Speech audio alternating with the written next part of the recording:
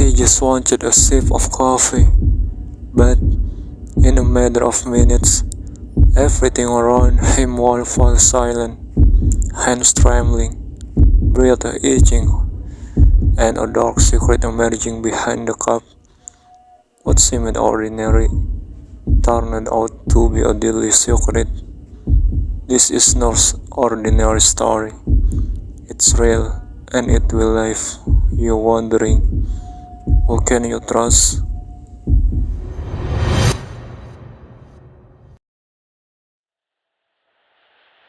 It seemed like an ordinary morning, but something felt different. The sun had just filtered through the cafe windows, but a dark shadow was already lurking. She got up and opened the doors. Her step quick but cautious, as if sensing something unseen.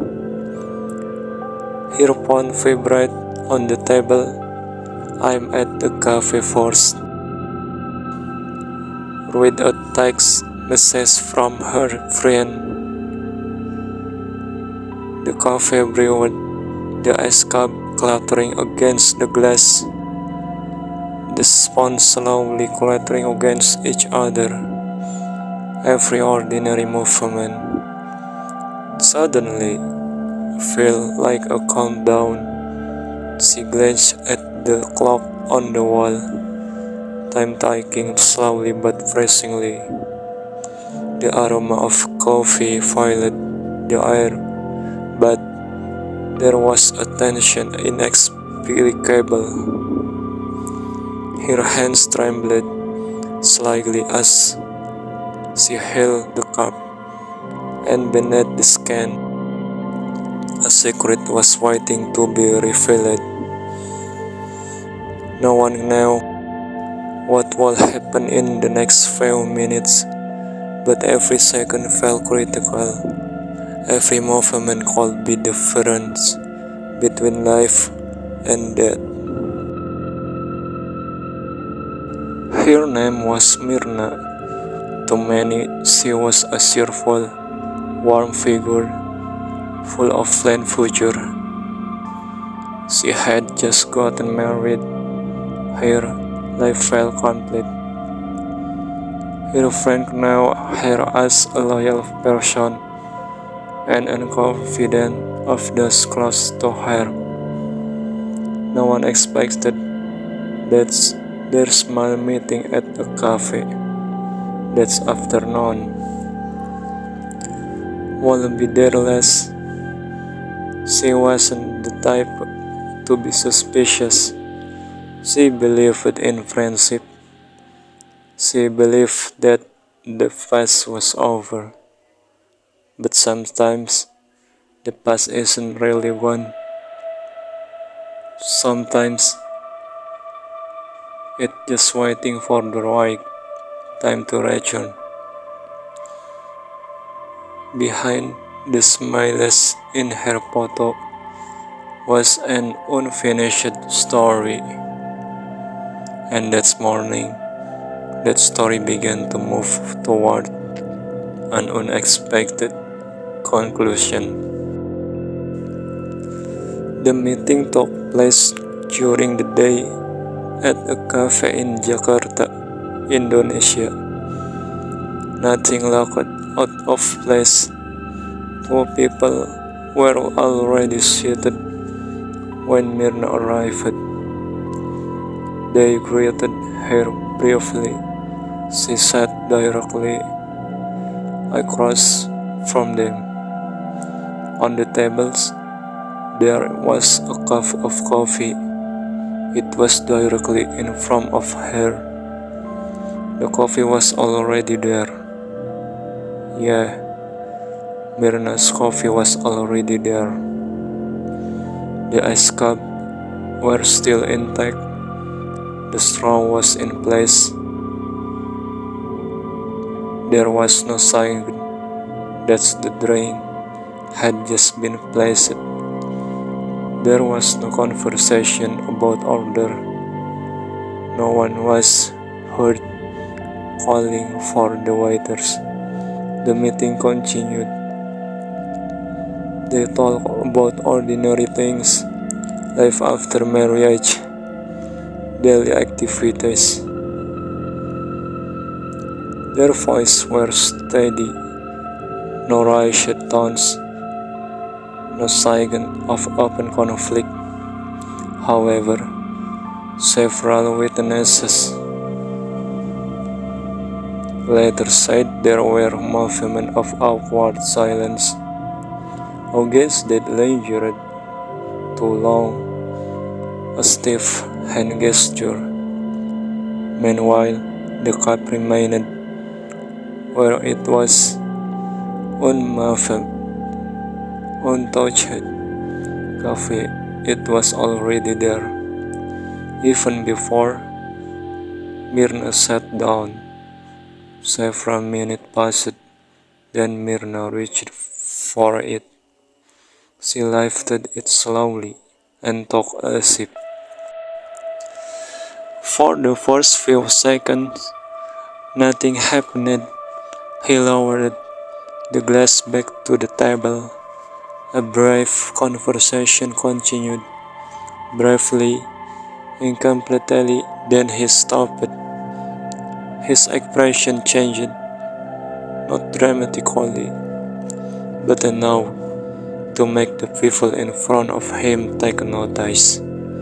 He frowned, as if sensing something unusual. This felt weird. That was all he heard. His hand moved to his mouth, then to his throat. His breathing became heavy. His chair slid back slightly. The scraping sound of the chair legs became louder than before. The people at the table began to notice the situation change. There was no more laughter, no more small talk, only confusion. Some witnesses said the change happened quickly, too quickly to be a coincidence. He looked increasingly weak. His body leaned forward, and on the table the coffee cup was still there. Moment later, her condition deteriorated rapidly. She appeared to be struggling to breathe. She began to lose her balance. The person in front of her finally stood up. The chair shifted. The atmosphere of the cafe changed in a matter of seconds. She struggled to hold on. Her hands gripped to the table. Then her body gave out.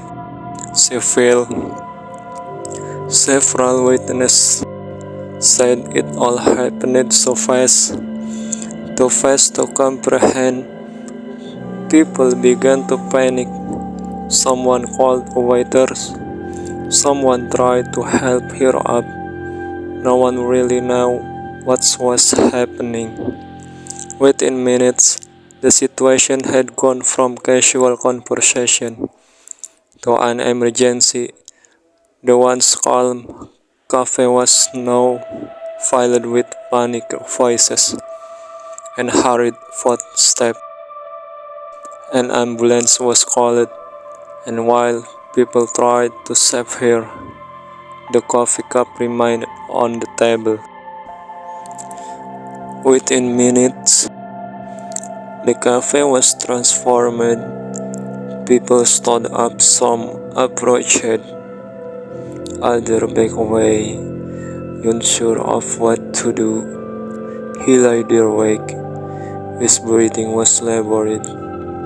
Uneven. Someone tried to support him. Someone else called for help. The waiter ran. The manager was called. No one was prepared for such a situation.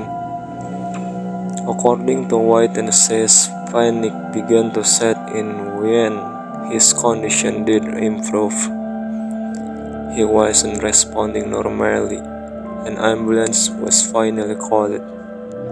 The waiting seemed longer than it should have. Some people began to realize this wasn't just a headache. His body was growing weaker. The atmosphere grew tense, and amidst the panic, attention began to focus on the drink he had just sipped. The first question began to emerge. What was really in the glass? After being rushed to the hospital, life-saving measures were initiated. However, his condition proved fatal. The death was initially shocking. There was no known history of serious illness. There were no free or second deaths. Anything fatal will happen that day. Because of this anomalies, further investigation were conducted. The autopsy process began. The forensic team worked systematically, taking organ samples, testing body fluids, analyzing every possibility. A few hours later, the initial results came in.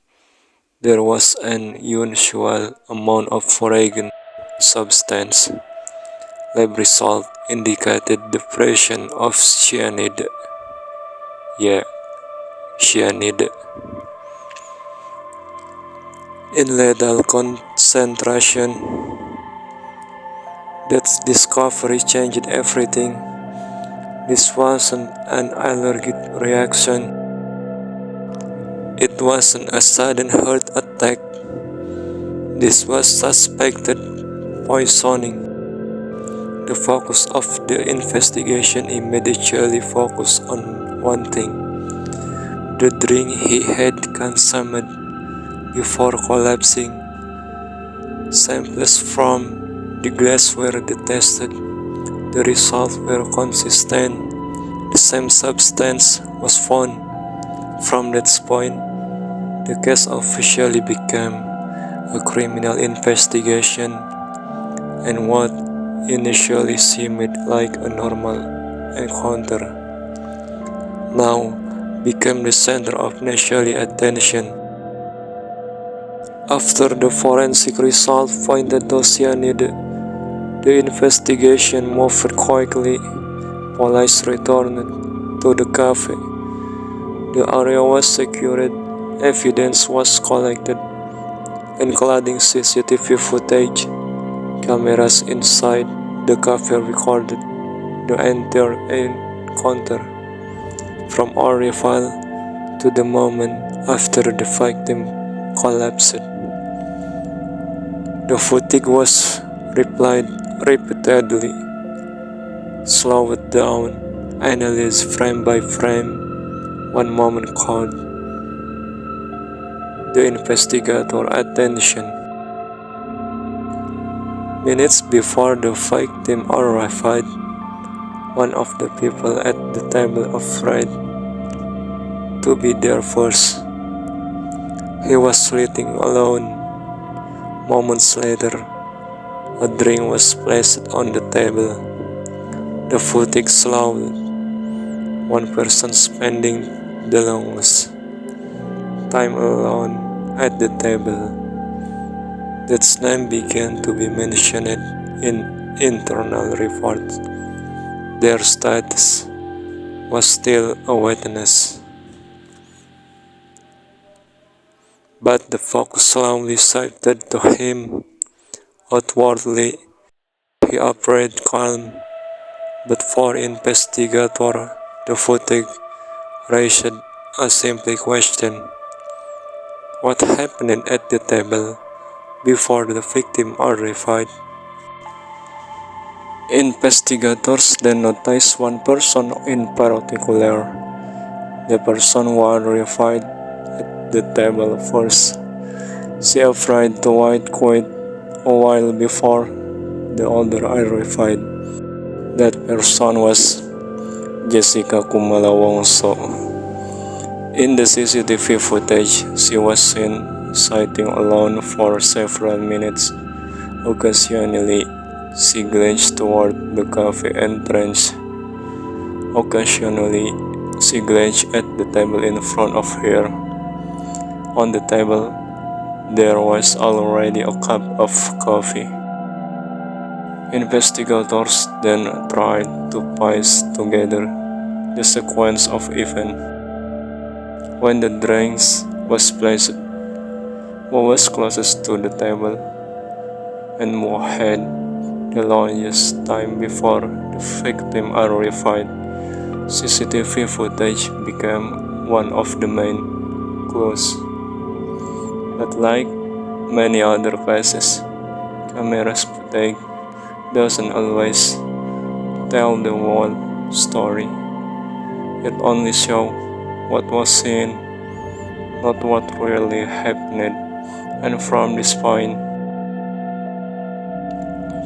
the investigators began to focus on one name.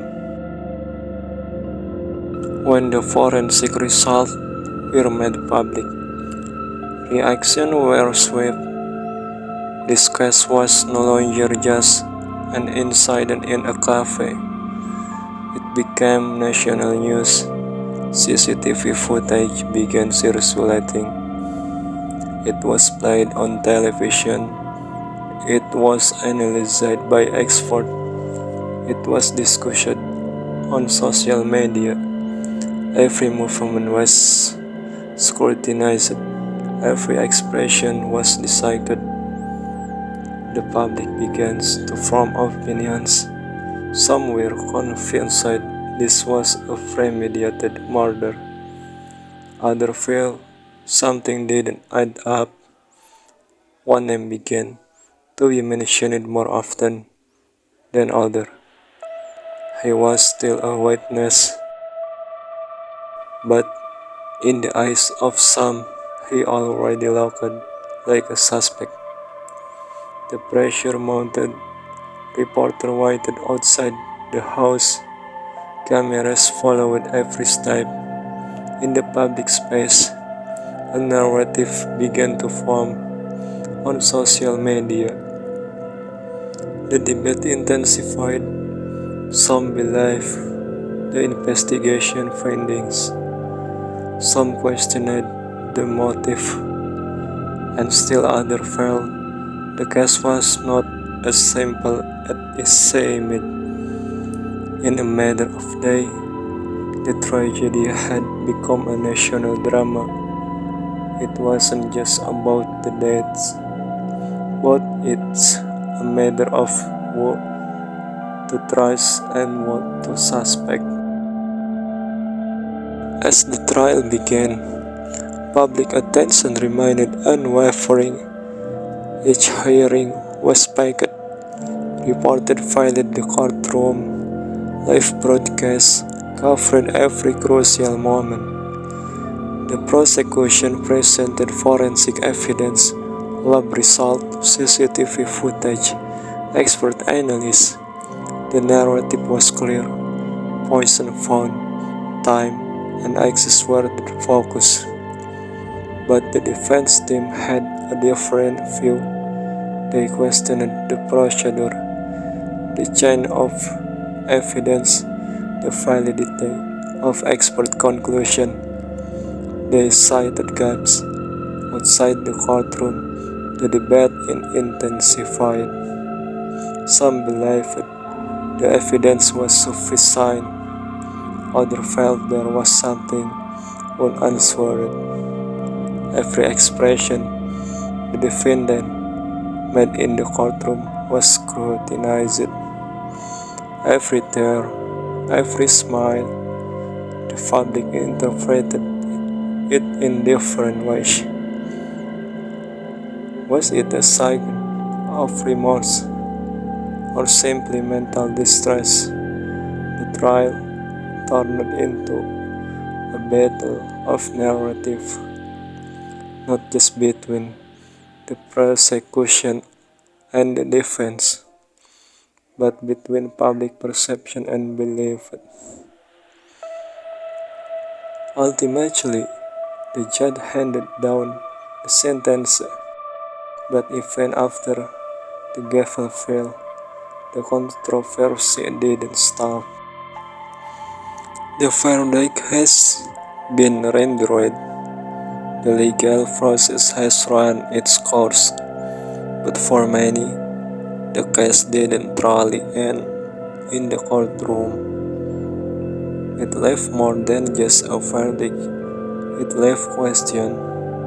For some, the evidence was clear enough, the poison was found, a timeline was established, the court ruled. For others, there are small details that still feel unsettling. How did the poison get in the glass? Were all possibilities tested? Did the public see the whole picture on only part of it? Over time, media attention faded, but the recording remains. The trial transcript can still be read, and opinions remain divided. This case isn't just about what happened in a cafe, it's a mirror of how society evaluates evidence, how opinions are formed, and how perception can move faster than fact. So, the question now isn't just was guilty, but do we really know what's happening at the table, or do we just believe the version we hear most often?